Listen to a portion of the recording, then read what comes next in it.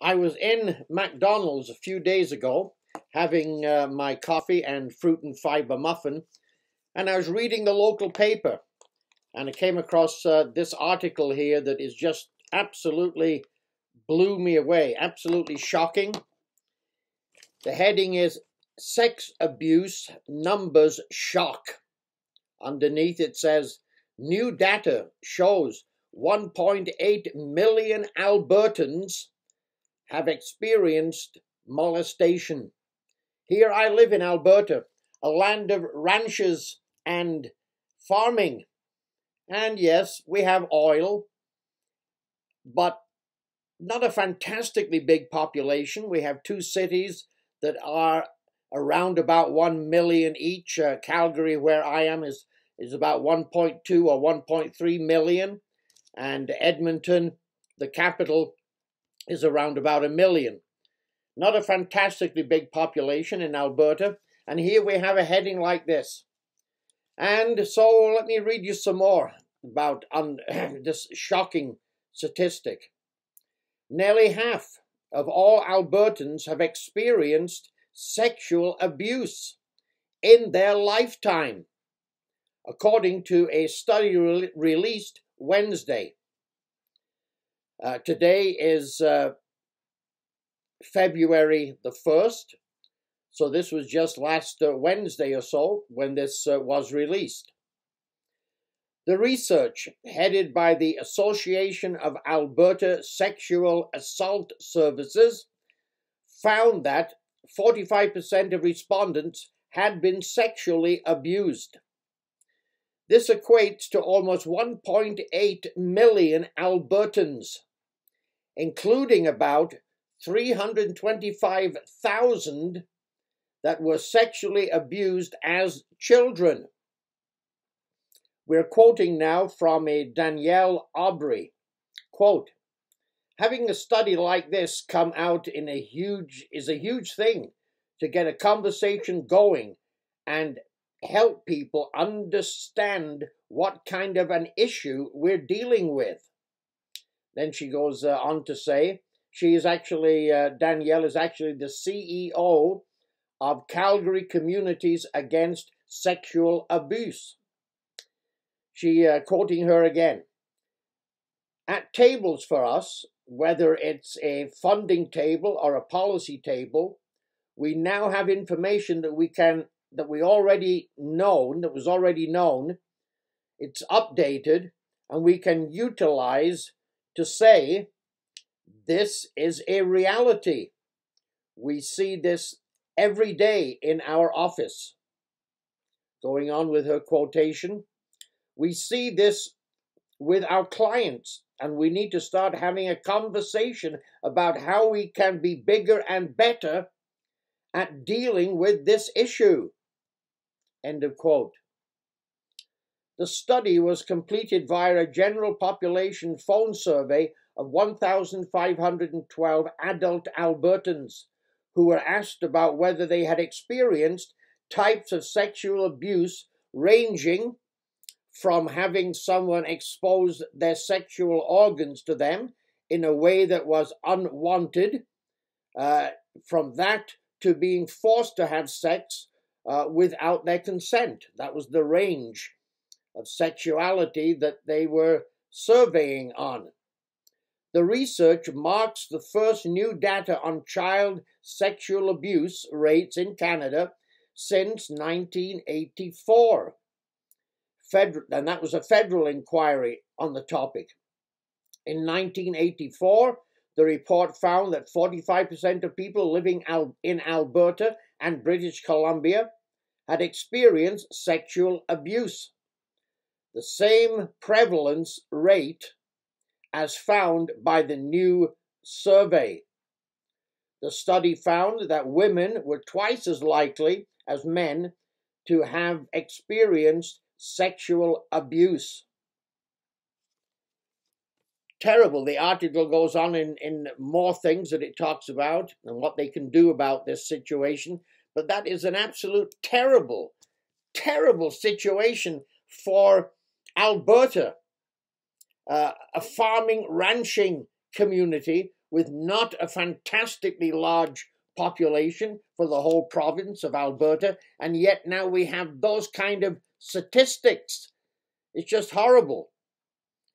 In the Bible, we are in a Western world. In the Western world, we are in a sexually sick society, or societies, different nations of the Western world. We are sexually sick. We hear about it in all kinds of ways practically every day, about this sexual thing and that sexual thing and this abuse and this sexual abuse, from well-known people to coaches in sport, and I guess to your who knows who. But it's just an absolute shocking statistic for the province of Alberta.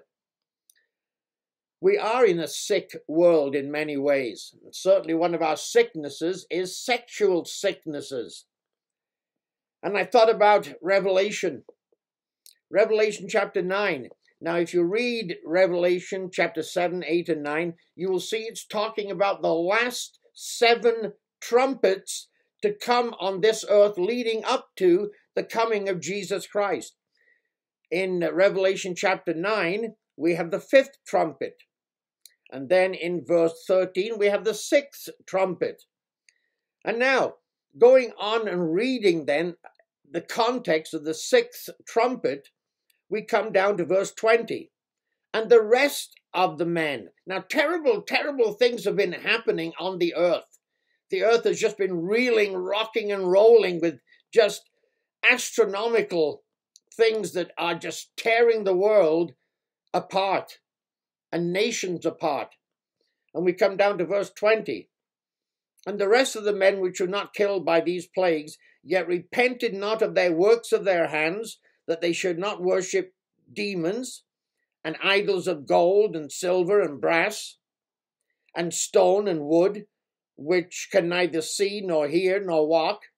Verse 21, neither repented they of their murders, nor of their sorceries, nor of their fornication.